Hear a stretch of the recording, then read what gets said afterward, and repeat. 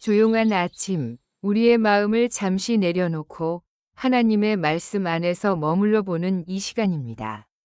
오늘은 우리 인생의 가장 깊은 질문 중 하나인 늙어가는 우리에게 어떤 소망이 남아있는가를 함께 묵상하고자 합니다.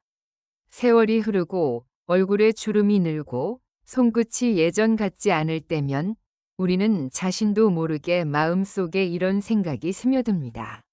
나는 이제 무엇을 바라보며 살아가야 할까? 내 인생은 여기서 멈춰서는 걸까? 하지만 성경은 이렇게 말씀합니다. 위인은 종려나무같이 번성하며 레바논의 백향목같이 성장하리로다.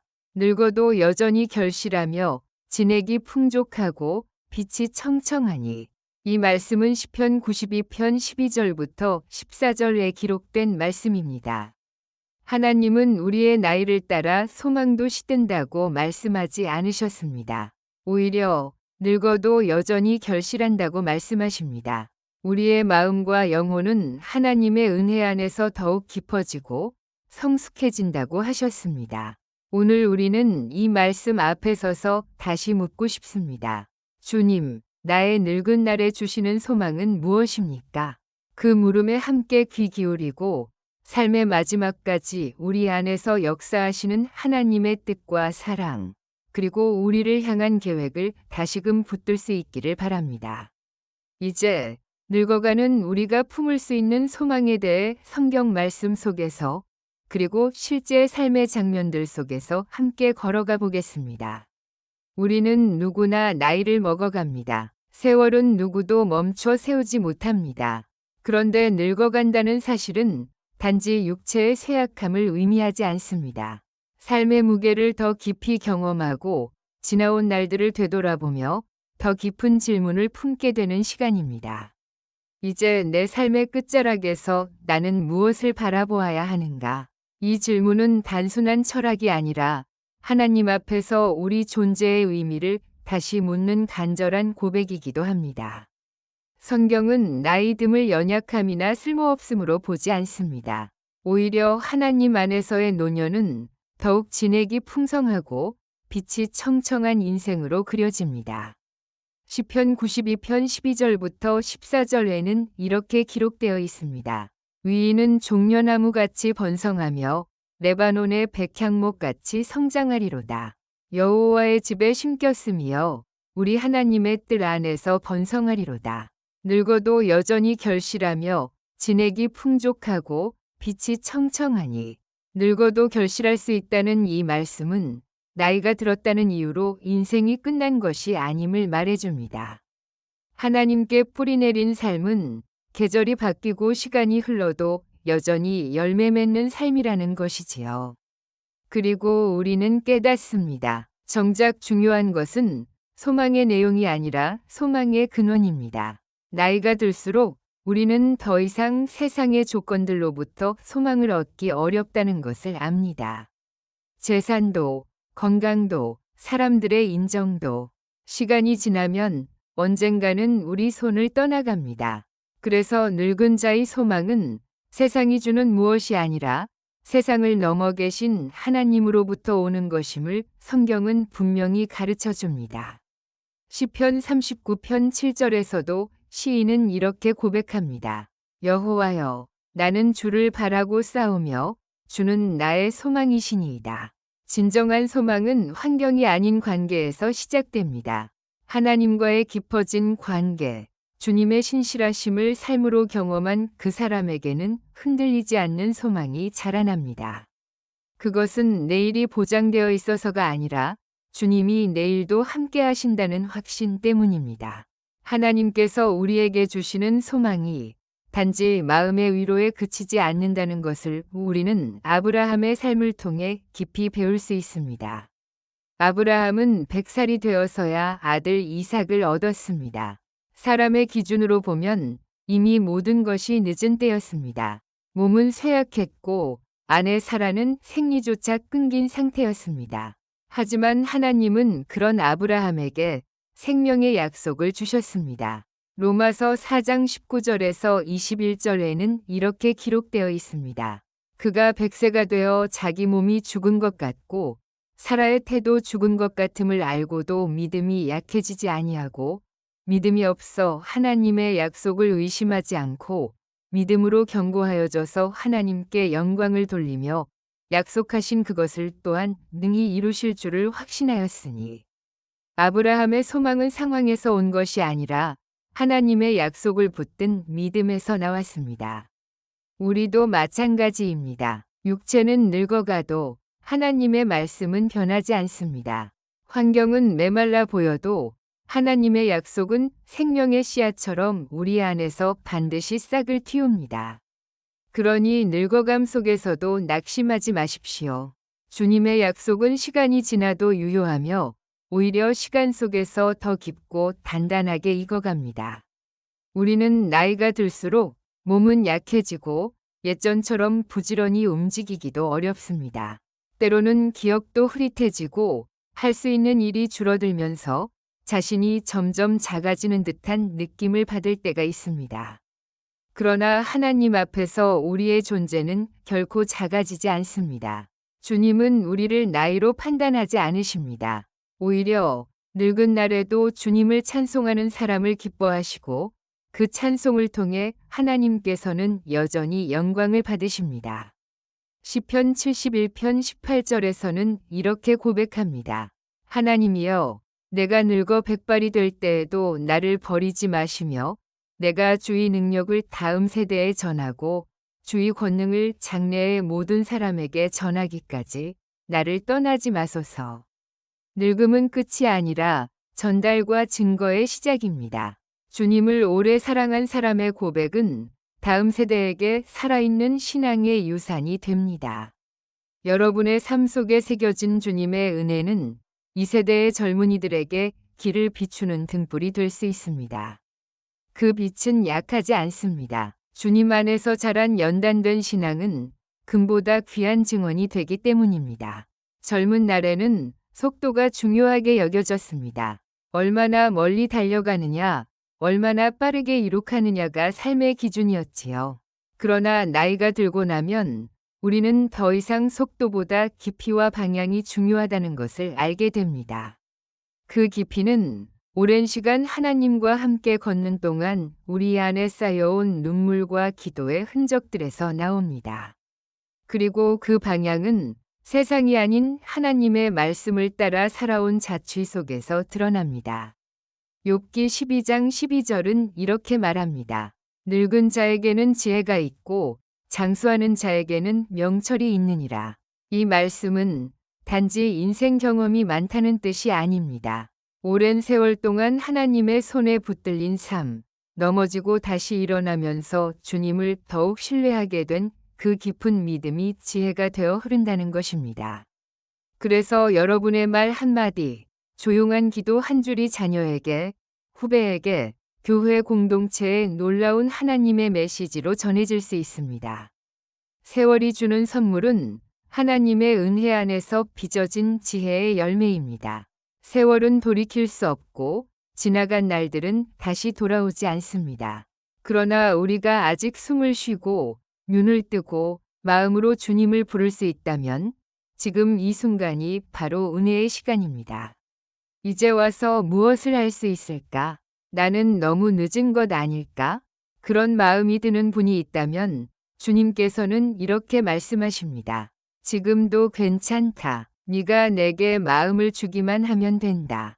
주님은 늦었다고 말씀하지 않으십니다. 오히려 남은 시간을 주님께 드릴 때 그 시간이 가장 빛나는 시간이 될 수 있음을 알려주십니다.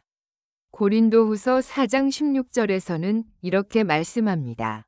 그러므로 우리가 낙심하지 아니하노니 우리의 겉사람은 낡아지나 우리의 속사람은 날로 새로워지도다. 몸은 날마다 약해져도 우리의 영혼은 주님 안에서 날마다 새로워질 수 있습니다. 그 새로움은 새 물건처럼 겉이 번쩍이는 것이 아니라 내면 깊은 곳에서부터 우러나는 감사와 평안, 그리고 생명의 감각입니다. 주님, 오늘도 우리가 드릴 수 있는 건 많지 않지만 남은 날들을 주님 손에 올려드립니다. 그날들 속에서 주님이 친히 일하심을 믿습니다. 나이가 들수록 우리는 삶의 끝자락을 더 자주 생각하게 됩니다. 가까운 이들의 작별을 경험하고 언젠가는 나도 이 땅을 떠나야 한다는 사실 앞에 서게 되지요. 그러나 사랑하는 여러분, 죽음은 끝이 아닙니다. 우리 믿음의 눈으로 보면 그것은 하늘집으로 돌아가는 마지막 걸음일 뿐입니다. 히브리서 11장 13절은 이렇게 말합니다. 이 사람들은 다 믿음을 따라 죽었으며 약속을 받지 못하였으되 그것들을 멀리서 보고 환영하며 또 땅에서는 외국인과 나그네임을 증언하였으니 하나님을 믿고 바라본 사람들은 비록 이 땅에서는 모든 약속이 이루어지지 않았더라도 하늘의 본향을 향해 걸었습니다. 그 걸음은 외롭지 않았습니다. 왜냐하면 주님께서 함께 걸으셨기 때문입니다. 여러분, 우리가 이 땅에서 늙어간다는 것은 하나님께 더 가까이 가고 있다는 뜻이기도 합니다. 그래서 이 여정은 슬픔이 아니라 기대와 감사의 시간입니다. 언젠가 우리 모두 주님의 손을 잡고 마지막 한 걸음을 걸을 그날, 우리는 이렇게 고백하게 될 것입니다. 내 평생 주님과 동행하였기에 이 마지막 길도 두렵지 않습니다. 많은 이들이 노년을 끝을 향한 기다림이라고 생각합니다. 하지만 하나님 안에서의 노년은 다시 시작을 향한 기다림입니다. 이 땅에서의 삶이 조용히 마무리되어 갈 때 우리 영혼은 더욱 분명하게 영원한 생명을 향한 노래를 부르기 시작합니다. 우리의 육신은 침묵할지라도 믿음은 속에서 이렇게 고백합니다. 내 구속자가 살아계시니 나는 다시 주를 배울 것이다. 그 노래는 눈물 속에서도 멈추지 않고 외로움 속에서도 꺼지지 않으며 점점 더 선명하게 하늘의 멜로디를 따라 흐릅니다. 시편 71편 14절은 이렇게 말합니다. 나는 항상 소망을 품고 주의 찬송을 더욱더 많이 하리이다. 여러분, 우리가 주님 안에서 늙어간다는 것은 소망이 사라지는 것이 아니라 더욱 깊어지는 것입니다. 이 세상에 기대던 마음을 거두고 하늘을 바라보며 진짜 소망을 품게 되는 시간이기 때문입니다. 늙은 자의 소망은 세월에 닳지 않고 병에도 꺾이지 않으며 심지어 죽음도 이길 수 있는 부활의 소망입니다. 이제 우리는 알게 되었습니다. 나이가 든다는 것이 결코 소망을 잃는 길이 아니라는 것을요. 오히려 소망이 더 선명해지고 주님과의 거리가 더 가까워지는 여정이라는 것을요. 젊은 날의 분주함과 욕심에서 벗어나 조용히 말씀을 붙잡고 기도로 주님과 대화하며 감사와 회상의 자리에서 하나님의 손길을 다시금 느낄 수 있는 시간. 그것이 바로 늙은 자에게 주어진 축복입니다. 여러분, 우리의 끝은 주님의 시작입니다. 우리의 약함은 주님의 능력이 머무는 자리입니다. 우리의 남은 날들은 하나님의 영광을 담을 귀한 그릇이 될 수 있습니다. 그러니 오늘도 조용히 기도해 봅니다. 주님, 제 인생의 끝자락에서 이전보다 더 가까이 주님을 붙잡습니다. 남은 날들 속에서 오직 주님만 높이며 감사와 찬송으로 이 길을 걷게 하소서. 우리의 나이가 들어가는 이 시간 속에도 하나님은 여전히 선하시며 그분의 은혜는 여전히 충분합니다. 은퇴 후 하루의 리듬이 느슨해지고 집안의 침묵이 더 길어질수록 어느 순간 마음속에 이런 생각이 스며듭니다. 나는 더 이상 쓸모없는 사람이 된 것 아닐까? 이제 나를 찾는 사람도 내게 기댈 사람도 없는 것 아닐까? 젊은 날에는 누구도 이런 감정을 가르쳐주지 않았습니다. 하지만 나이가 들수록 사람들과의 거리, 사회적 역할의 축소, 건강의 변화는 서서히 고요한 외로움이라는 이름의 현실이 되어 우리의 마음을 무겁게 합니다. 이 외로움은 단순한 심심함이 아니라 존재의 의미가 흔들리는 깊은 고요일 수 있습니다. 그리고 이때 우리는 묻게 됩니다. 내가 여전히 이 세상에 필요한 존재인가요? 하루 종일 울리지 않는 전화기, 달력에 아무런 약속도 적혀 있지 않은 날들, TV 소리만이 방 안을 채우는 오후 3시. 그 고요함 속에서 오늘 나를 떠올린 사람이 있었을까? 하는 생각이 들 때 마음 어딘가가 조용히 쿡 하고 아파옵니다. 자녀들은 바쁩니다. 나름의 사정도 있고 멀리 떨어져 있기도 하지요. 하지만 이유가 무엇이든 우리가 마주하는 이 조용한 단절은 우리 안에 작은 상실감을 쌓아갑니다. 그 상실은 단지 관계의 문제가 아니라 삶의 이유와 연결된 깊은 감정입니다. 내가 지금 여기 있다는 걸 누가 알아줄까? 그 질문은 우리 안에서 점점 메아리처럼 커져갑니다. 이처럼 사람과의 거리가 멀어질수록 우리는 종종 하나님께도 잊힌 존재가 된 것 같은 느낌을 받을 수 있습니다. 하지만 성경은 반복해서 우리에게 말해줍니다. 주님은 결코 우리를 잊지 않으신다고. 이사야 46장 4절에서 하나님은 이렇게 말씀하십니다. 너희가 노년에 이르기까지 내가 그리하겠고 백발이 되기까지 내가 너희를 품을 것이라. 내가 지었은즉 내가 업을 것이요 내가 품고 구하여 내리라. 우리가 침묵 가운데 앉아 있을 때도 주님은 그 고요를 가장 가까이에서 들으시는 분입니다. 우리가 느끼는 외로움은 주님의 손끝에서 기도로 바뀌고 상실감은 주님의 위로로 옷 입습니다. 사람들이 우리를 잊을 수는 있어도 하나님은 결코 우리를 놓지 않으십니다. 우리는 여전히 그분의 마음 속에 귀하고 존귀한 존재로 남아 있습니다. 삶의 무게가 버겁고 주변의 조용함이 마음까지 적막하게 만들 때 우리는 어떤 결단도 내리기 어렵습니다. 그러나 하나님은 우리에게 큰일을 요구하지 않으십니다. 그분은 작은 순종의 걸음 하나를 기다리십니다. 아침에 눈을 뜨며 이렇게 말해보는 것입니다. 주님, 오늘도 나와 함께 걸어주세요. 그리고 거실 창문을 열고 찬 바람 속에 감사의 한 줄 기도를 올리는 것. 그것이 신앙의 회복이 시작되는 순간입니다. 삶의 의미는 특별한 업적이나 일에 있는 것이 아니라 하루하루 주님을 바라보며 살아가는 태도에 있습니다. 우리의 오늘이 비록 단조롭고 고요할지라도 그 안에 주님을 향한 한 걸음이 있다면 그날은 하늘의 시선에서 가장 빛나는 날이 됩니다. 우리가 소망을 품는다는 것은 단지 마음속으로만 믿는 것이 아니라 삶의 작은 습관들 속에서 믿음을 표현하는 것입니다. 예를 들어 아침에 말씀 한 구절을 소리내어 읽고 식사 전에 가족이나 지인을 위해 짧게 기도하고 저녁엔 감사한 일 3가지를 떠올리며 하루를 마무리하는 것.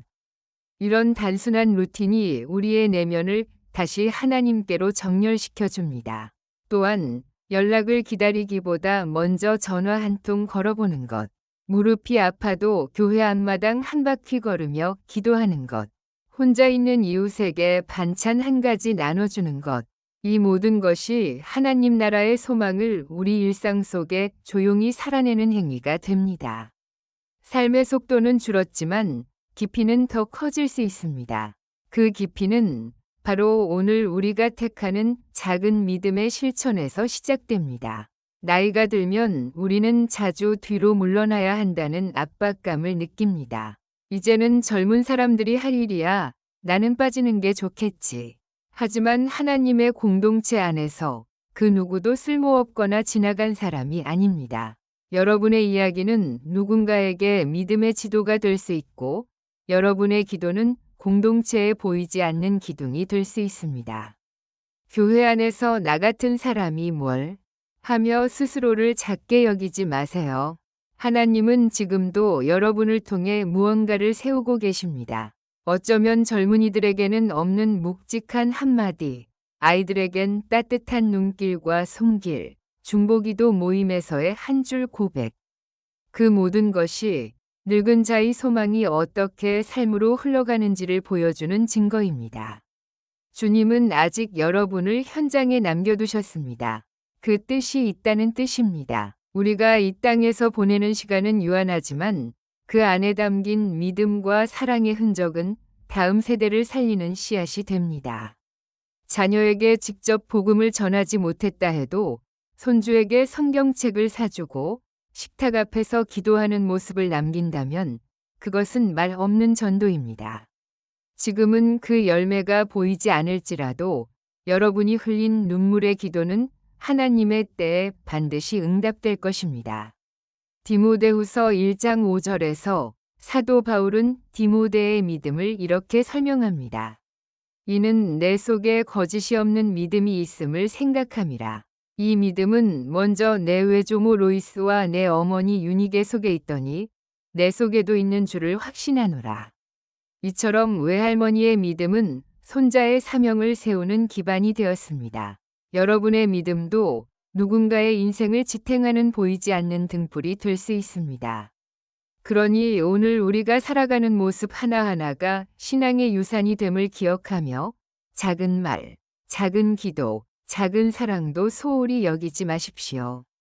때로 우리는 이렇게 말합니다. 이 나이에 뭘 새롭게 시작하겠어요. 이제는 주님께 쓰임받을 기회도 다 지나갔죠. 하지만 하나님의 부르심은 시간표에 묶이지 않습니다. 그분은 우리의 나이를 계산하지 않으시고 우리의 마음을 보십니다. 모세가 하나님의 부르심을 받은 때는 80세였습니다. 그때부터 그는 이스라엘 백성을 이끄는 지도자가 되었습니다. 사람의 기준으로는 너무 늦은 때였지만 하나님은 그 나이를 부르심의 시작점으로 삼으셨습니다. 그러니 사랑하는 여러분, 지금도 하나님은 여러분을 부르고 계십니다. 내 사랑하는 자야, 이제 내 손을 잡으렴. 내 남은 날 속에 내가 나의 일을 이룰 것이다. 그 부르심 앞에 우리가 할 수 있는 가장 위대한 응답은 예, 주님. 제가 여기 있습니다. 라고 고백하는 것입니다. 젊은 날의 헌신은 불타는 열정이었지만 노년의 헌신은 조용하고 깊은 순종입니다. 더 이상 큰일을 하려는 마음이 아니라 하루하루를 하나님께 드리려는 결심, 그것이 바로 성숙한 믿음의 모습입니다. 오늘 하루도 주님과 함께 걷겠습니다. 이 고백 하나면 충분합니다. 산책을 하다가 풀꽃 하나를 보고 감사하는 마음, 예배당에 앉아 조용히 기도하는 그 시간, 누군가를 위한 중보의 기도 한 줄. 이 모든 것이 하나님께 드리는 거룩한 삶의 예배가 됩니다. 우리는 더 이상 바쁘게 움직이지 않아도 됩니다. 대신 깊이 있게 머물 수 있습니다. 주님의 음성에 귀 기울이며 하루를 천천히 감사로 채워갈 수 있다면 그 삶은 하나님 보시기에 얼마나 아름다운지 모릅니다. 이제는 결심할 때입니다. 남은 인생 조용히 주님께 드리겠습니다. 우리는 이제 압니다. 소망은 젊음에서 오는 것이 아니라 하나님 안에 거하는 믿음에서 자란다는 것을요. 늙어간다는 것은 무엇을 잃는 시간이 아니라 더 깊이 하나님의 마음에 잠기는 시간입니다. 어린 시절에는 몰랐던 은혜, 청년 시절에는 지나쳤던 말씀들이 이제는 마음에 천천히 내려앉아 조용한 확신이 되어 우리를 감쌉니다. 누군가는 끝이라 말할지 모르지만 주님 안에서는 모든 시간이 연결되어 있고 늙은 날의 삶 또한 하늘나라로 향하는 정중한 걸음입니다. 그러니 오늘 그 어느 때보다도 조용한 이 시간 속에서 이렇게 고백해 봅시다. 주님, 저는 여전히 주님을 기다립니다. 제 늙은 날 속에서도 소망은 여전히 살아 있습니다. 그 고백 속에 주님은 반드시 응답하십니다. 늙은 자의 소망은 사라지지 않습니다. 그것은 영원한 생명을 품은 하늘로부터 내려오는 선물입니다. 사랑하는 여러분, 우리는 오늘 이 자리에서 솔직하게 고백해도 괜찮습니다. 나는 늙었습니다. 그리고 때때로 많이 외롭습니다. 이 고백은 부끄러운 것이 아닙니다. 살아온 세월이 길어질수록 곁을 떠나는 사람이 많아지고 몸과 마음도 점점 예전 같지 않아질 때 우리는 자연스럽게 외로움이라는 감정과 마주하게 됩니다. 가족이 있어도 이웃이 있어도 마음 깊은 곳에 아무도 모르는 허전한 구멍이 생기곤 하지요. 젊은 날에는 몰랐던 감정, 그러나 나이가 들며 점점 선명해지는 이 감정 앞에 우리는 자주 질문합니다. 주님, 저 이렇게 외로워도 괜찮은 걸까요? 외로움은 누구에게 말하기 어려운 감정입니다. 표정으로는 괜찮은 척하지만 밤이 되면 불 꺼진 방 안에서 괜히 눈물이 흐르는 날도 있습니다. 그럴 때 우리는 종종 하나님조차 나를 멀리하신 것처럼 느낍니다. 기도해도 대답이 없는 것 같고 말씀을 읽어도 가슴에 와닿지 않을 때가 있지요. 하지만 여러분, 하나님은 가장 조용한 그 순간에도 여러분의 숨결을 들으시는 분입니다. 아무 말 없이 고개 숙인 그 자리, 누구에게도 말하지 못한 상처를 안고 있는 그 자리에 주님은 먼저 오셔서 앉으십니다. 시편 34편 18절은 이렇게 말합니다. 여호와는 마음이 상한 자에게 가까이 하시고 충심으로 통회하는 자를 구원하시는도다.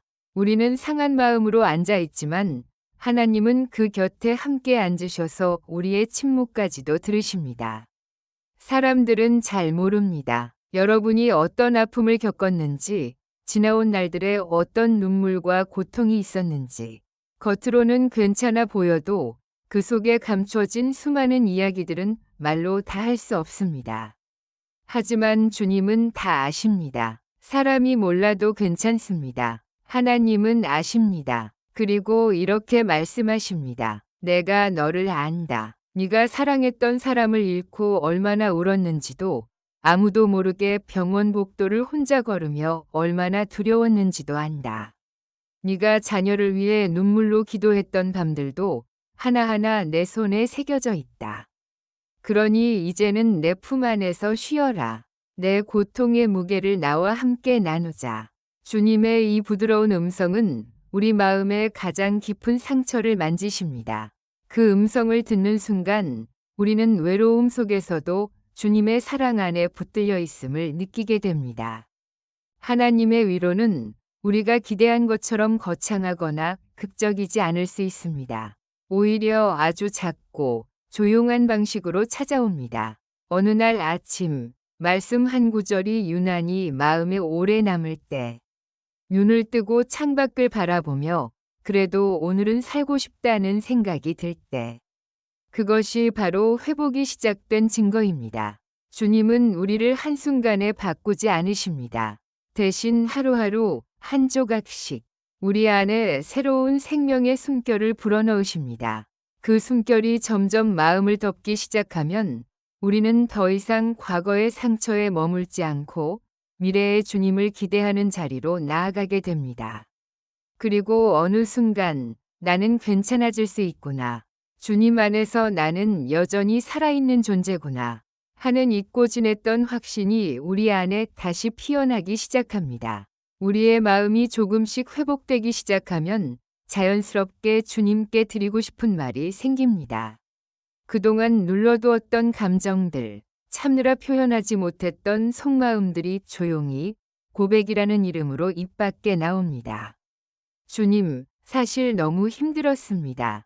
매일 살아가는 것도 버거웠고 기억 속에 남은 사람들, 말 못할 상처들이 자꾸 저를 붙잡고 놓아주지 않았습니다. 그런데 주님이 계셔서 그 고통 속에서도 다시 일어설 수 있었습니다.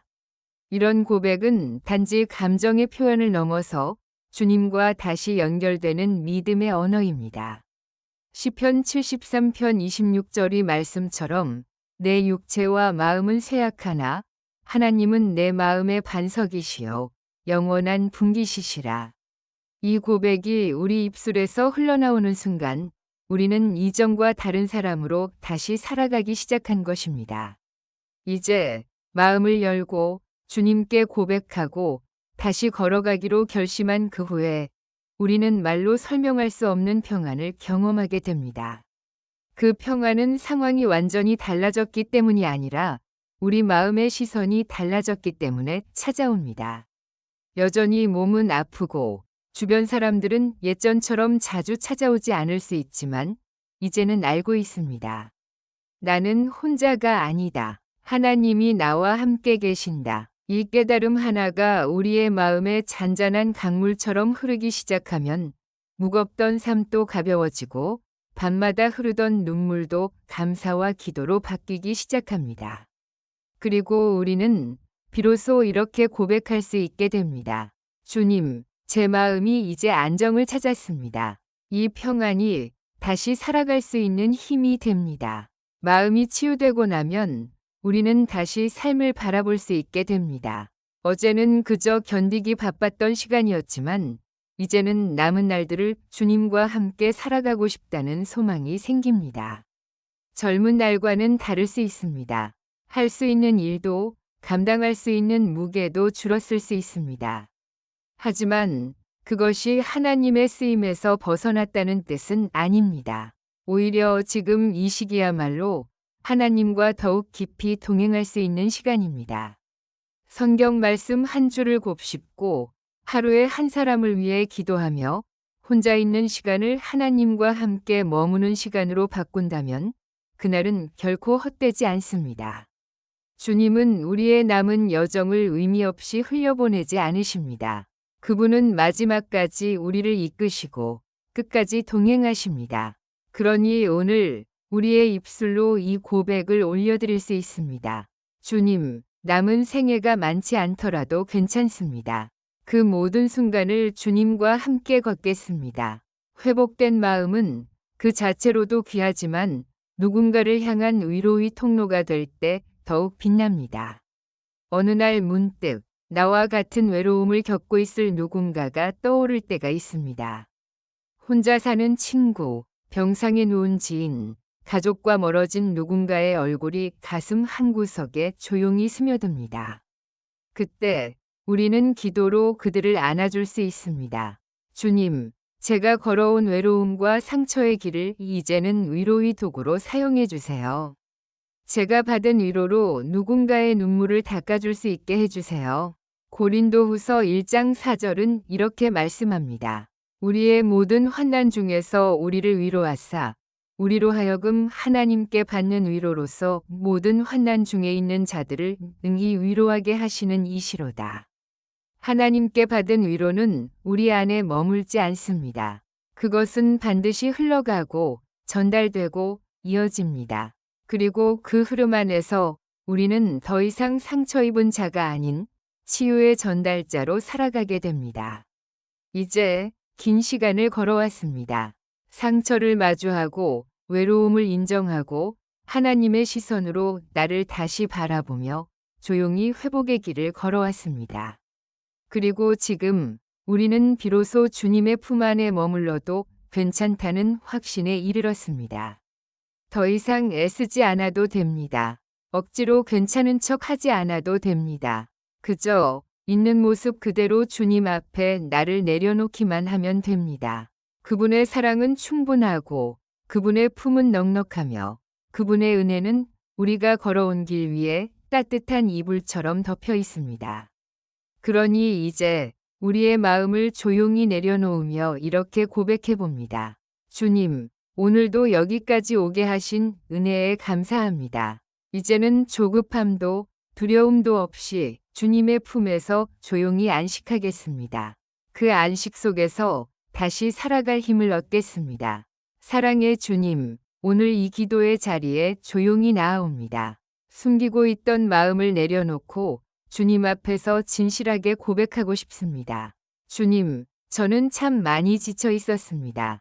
몸도 예전 같지 않고 하루하루가 의미 없이 흘러가는 것처럼 느껴졌습니다. 사람들과 멀어지고 마음은 점점 닫혀만 갔습니다. 그 안에서 저는 외로웠고 쓸모없는 사람처럼 느껴졌습니다. 기도해도 들리지 않는 것 같고 말씀을 펴도 마음에 들어오지 않는 날들이 많았습니다. 하지만 주님, 그 모든 시간에도 주님은 저를 떠나지 않으셨음을 이제야 깨닫습니다. 제가 아무 말 없이 앉아 있을 때에도 주님은 제 곁에 조용히 함께 계셨습니다. 이제 그 주님 앞에 제 마음을 드립니다.